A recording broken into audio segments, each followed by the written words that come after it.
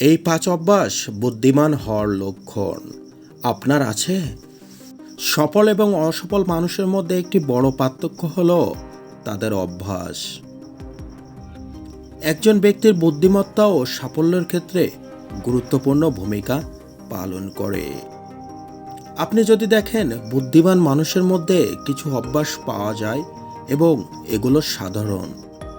বুদ্ধিমান ব্যক্তিদের একটি জিনিস সবার দৃষ্টি আকর্ষণ করে এবং তা হলো তাদের ভালো যোগাযোগ দক্ষতা।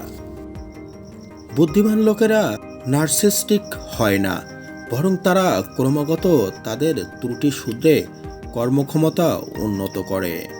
আপনি যদি ক্রমাগত আপনার খাদ্য অভ্যাসের যত্ন নেন এবং স্বাস্থ্যকর খাবার গ্রহণ করেন, তাহলে নিঃসন্দেহে আপনি বুদ্ধিমান।